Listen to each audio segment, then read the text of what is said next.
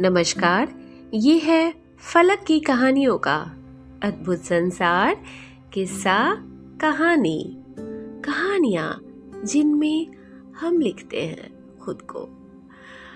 मैं हूँ मौसमी चंद्रा और आज मैं आपके लिए अपनी लिखी कहानी लेकर नहीं आई हूँ। आज मैं आपके लिए लेकर आई हूँ अपने धर्म से जुड़ी एक व्रत कथा। इस व्रत कथा का नाम है करवा चौथ व्रत कथा। सनातन धर्म में कर्म और धर्म को एक दूसरे का पूरक माना गया है, यानी धर्म कर्म के साथ साथ चलता है। इसीलिए कर्म के साथ साथ इंसान देवी देवताओं की व्रत कथाओं का पालन करते हैं। इन्हीं व्रत कथाओं में से एक व्रत कथा जो आज मैं आप लोगों को सुनाने जा रही हूँ वो है करवा चौथ का। करवा चौथ का व्रत कार्तिक महीने की कृष्ण पक्ष की चतुर्थी को मनाया जाता है। यह पर्व सौभाग्यवती स्त्रियां यानी सुहागिन महिलाएं मनाती है। यह व्रत सुबह सूर्योदय से पहले करीब 4 बजे के बाद शुरू होकर रात में चंद्रमा के देखने के बाद ही पूरा होता है। सौभाग्यवती स्त्रियां चांद को देखती है और उसके बाद अपना व्रत खोलती है। करवा चौथ के व्रत को लेकर भारत भर की महिलाओं में बड़ा ही उत्साह होता है, बहुत श्रद्धा होती है। शास्त्रों के अनुसार पति की लंबी उम्र और अखंड सौभाग्य पाने के लिए इस दिन भगवान श्री गणेश जी की पूजा अर्चना की जाती है। करवा चौथ में भी दिन भर उपवास रहकर रात में चंद्रमा को अर्घ्य देने के बाद ही भोजन करने का विधान है। वैसे ज्यादातर महिलाएं अपने परिवार में प्रचलित प्रथा के अनुसार ही यह व्रत मनाती है, लेकिन अधिकतर महिलाएं निराहार रहकर चांद निकलने की प्रतीक्षा करती है, बड़ी ही बेसब्री से। यह व्रत 12 वर्ष तक या 16 वर्ष तक लगातार हर साल किया जाता है।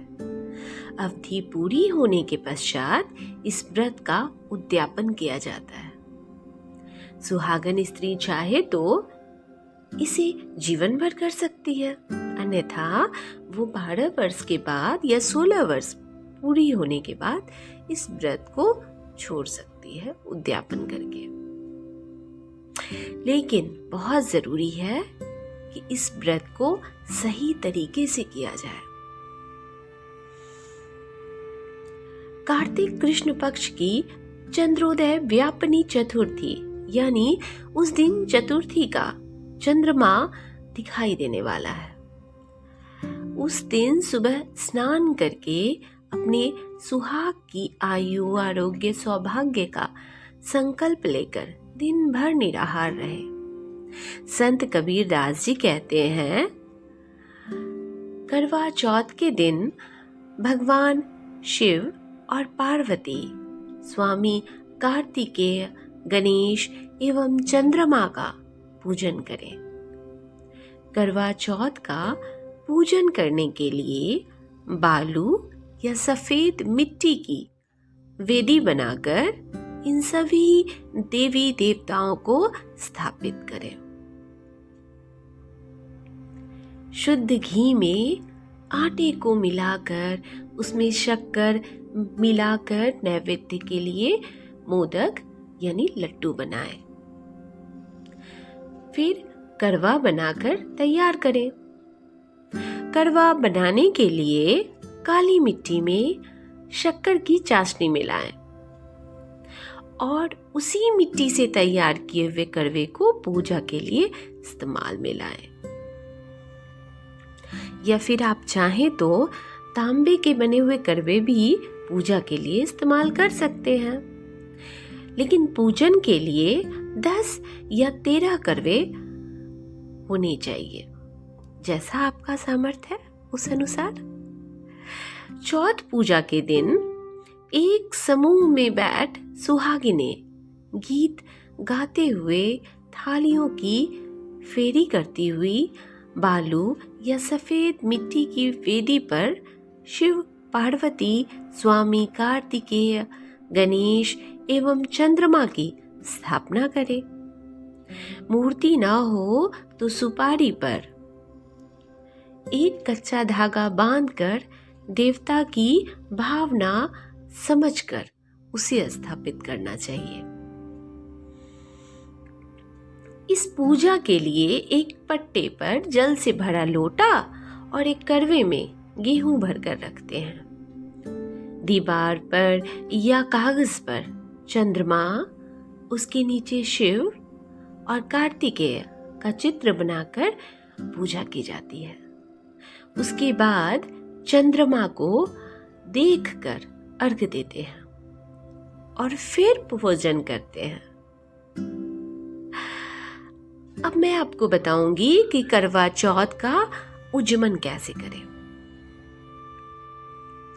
उज्जमन करने के लिए एक थाली को 13 जगह 4 पूरी और थोड़ा सा सीरा रख लें। उसके ऊपर एक साड़ी, ब्लाउज और रुपए जितने चाहे आप रख सकते हैं। उस थाली के चारों ओर रोली चावल से हाथ फेरकर अपनी सासू जी के पांव छूकर यानी प्रणाम करते हुए उन्हें दे दें। उसके बाद 13 ब्राह्मणों को भोजन करवाएं और दक्षिणा देकर तथा बिंदी लगाकर उन्हें विदा करें। तो ये तो हुई पूजन विधि। अब मैं आपको बताऊंगी करवा चौथ से जुड़ी व्रत कथा। बहुत समय पहले की बात है। एक साहूकार के 7 बेटे थे और उनकी एक बहन थी जिसका नाम था करवा। सभी 7 भाई अपनी बहन से बहुत प्यार करते थे, यहाँ तक कि वे पहले उसे भोजन खिलाते और बाद में खुद खाते। एक बार उनकी बहन ससुराल से मायके आई हुई थी। शाम को भाई जब अपना व्यापार बंद कर घर आए तो देखा उनकी बहन बहुत व्याकुल थी। सभी भाई खाना खाने बैठे और अपनी बहन से भी खाने का आग्रह करने लगे, लेकिन बहन ने बताया कि उसका आज करवा चौथ का निर्जल व्रत है और वह खाना सिर्फ चंद्रमा को देखेगी, उसे अर्घ्य देगी, उसके बाद ही खाएगी। चूंकि चंद्रमा अभी तक निकला नहीं था, इसीलिए वह भूखे प्यासे बैठी हुई थी।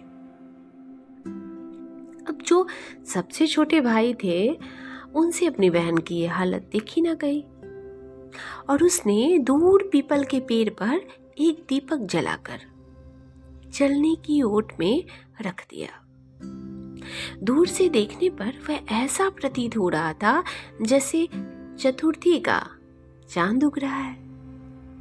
उसके बाद भाई ने अपनी बहन को बताया कि ये बहन देखो, चांद निकल गया है, तुम उसे अर्घ दो और उसके बाद भोजन कर लो। बहन खुशी के मारे सीढ़ियों पर चढ़ी और उसने चढ़कर चांद को देखा और उसी झूठे चांद को अर्घ दे दिया और खाना खाने बैठ गई। जैसे ही उसने पहला टुकड़ा मुंह में डाला कि उसे छींक आ गई।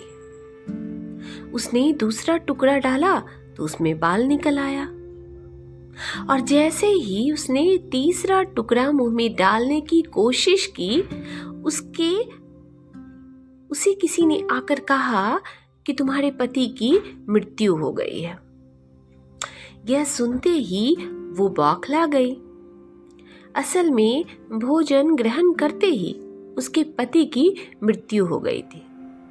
अब वह दुखी हो विलाप करने लगी। तभी वहां से रानी इंद्राणी निकल रही थी। उनसे उसका दुख ना देखा गया। ब्राह्मण कन्या ने उनके पैर पकड़ लिए और अपने दुख का कारण पूछा। तब इंद्राणी ने बताया, तूने बिना चंद्र दर्शन किए करवा चौथ का व्रत तोड़ दिया है, इसीलिए यह कष्ट मिला। करवा चौथ का व्रत गलत तरीके से टूटने के कारण देवता तुमसे नाराज हो गए, इसीलिए उन्होंने ऐसा किया है। अब तू वर्ष भर की चौथ का व्रत नियम पूर्वक करना, तो ही तेरा पति जीवित हो पाएगा। सच्चाई जानने के बाद करवा निश्चय करती है कि वह अपने पति का अंतिम संस्कार नहीं होने देगी और अपने सतीत्व से उन्हें फिर से जिंदा करके रहेगी। वह पूरे 1 साल तक अपने पति के शव के पास बैठी रही और उसकी देखभाल करती रही। उसके ऊपर उगने वाली सुई नुमा घास को अपने पास इकट्ठा करती गई। 1 साल बाद फिर करवा चौथ का व्रत आया तो उसकी सभी भाभियों ने करवा चौथ का व्रत रखा। जब भाभियां उनसे आशीर्वाद लेने आई तो उसने हर भाभी से यम सुई ले लो, पिए सुई दे दो, मुझे भी अपने जैसी सुहागन बना दो, ऐसा आग्रह किया। लेकिन हर बार हर भाभी उसे अगली भाभी से आग्रह करने का कहकर आगे बढ़ गई। इसी प्रकार जब 6ठे नंबर की भाभी आती है तो करवा उससे भी यही बात दोहराती है। यम सुई ले लो, पिए सुई दे दो, मुझे भी अपने जैसी सुहागन बना दो। यह भाभी उसे बताती है कि चूंकि सबसे छोटे भाई की वजह से उसका व्रत टूटा था, अतः उसकी पत्नी में ही ये शक्ति है कि वह तुम्हारे पति को दोबारा जीवित कर सकती है। इसीलिए जब वह आए तो तुम उसे पकड़ लेना और जब तक वह तुम्हारे पति को जिंदा ना कर दे उसे नहीं छोड़ना, ऐसे कहकर वो चली गई। सबसे अंत में उसकी छोटी भाभी आई तो करवा ने उससे भी सुहागिन बनाने का आग्रह किया, लेकिन वह टाल मटोल करने लगती है। इसे देखकर करवा ने उसे जोर से पकड़ लिया और अपने सुहाग को जिंदा करने के लिए कहा। करवा की भाभी ने उससे खुद को छुड़ाने के लिए नोचा खसोटा, लेकिन करवा ने उसे बिल्कुल भी नहीं छोड़ा। अंत में उसकी तपस्या को देख भाभी पसीज गई और अपनी छोटी उंगली को चीरकर उसमें से अमृत उसके पति के मुंह में डाल दिया। यह अमृत मुंह में जाते ही करवा का पति तुरंत श्री गणेश कहता हुआ उठकर बैठ गया। इस प्रकार प्रभु की कृपा से उसकी छोटी भाभी के माध्यम से करवा को अपना सुहाग वापस मिल जाता है। हे श्री गणेश माँ गौरी, जिस प्रकार करवा को चिर सुहागन का वरदान आपसे मिला है, वैसा ही सब सुहागनों को मिले। करवा चौथ में एक गणेश जी विनायक जी की कहानी भी है, जिसके मुताबिक एक अंधी बुढ़िया थी जिसका एक बेटा और एक बहू थी। वह बहुत गरीब थी। वह अंधी बुढ़िया रोज गणेश जी की पूजा करती थी। गणेश जी साक्षात उसे सामने आकर कहते थे कि बुढ़िया माई तू जो चाहे मांग ले। बुढ़िया कहती थी मुझे मांगना नहीं आता, सो कैसे और क्यों मांगू।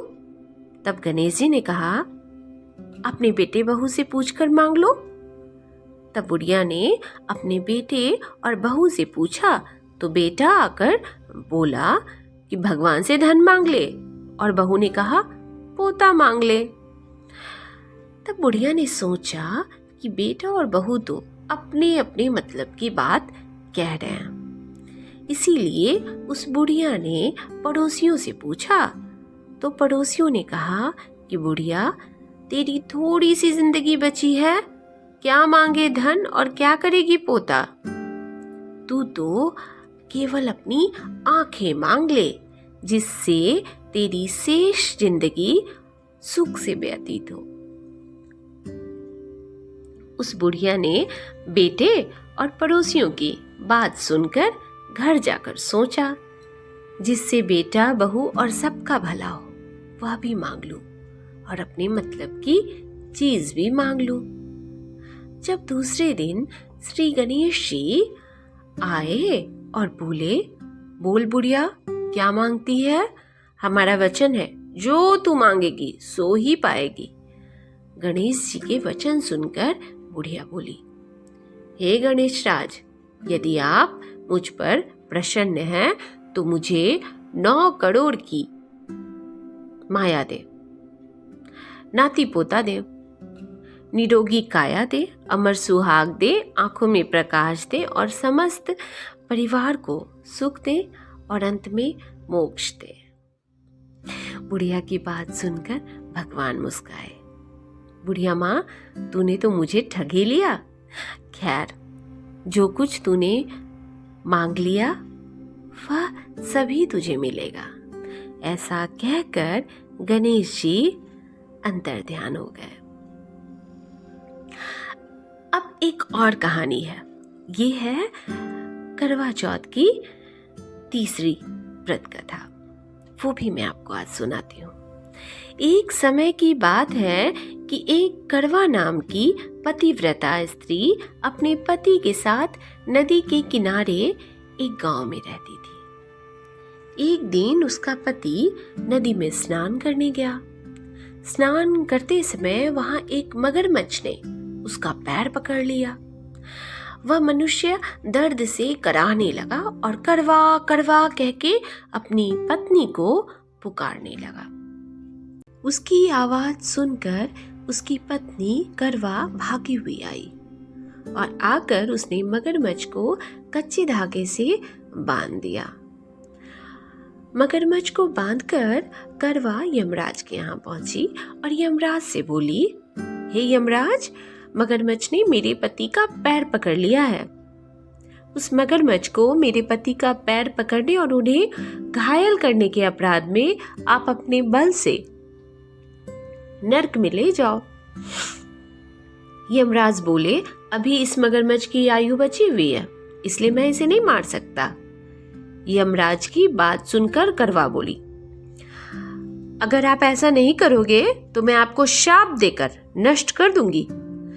करवा पतिव्रता स्त्री थी और उसमें अपने सतीत्व का बड़ा बल था। उसकी बात सुनकर यमराज डर गए और उस पतिव्रता करवा के साथ धरती पर चले आए और यहाँ आकर उन्होंने मगरमच्छ को यमपुरी भेज दिया और करवा के पति को दीर्घायु होने का आशीर्वाद दिया। हे करवा माता, जैसे तुमने अपने पति की रक्षा की, वैसे सबके पतियों की रक्षा करना। तो सभी सुहागिनों को करवा चौथ व्रत की बहुत बहुत सारी शुभकामनाएं। तो ये कहानी इतनी ही। अभी मैं आपसे विदा लेती हूँ। अगली बार फिर मिलती हूँ एक नई कहानी के साथ। ये है फलक की कहानियों का अद्भुत संसार किस्सा कहानी और मैं हूँ मौसमी चंद्रा। अगली बार फिर मिलती हूँ एक नई कहानी के साथ। तब तक के लिए बाय।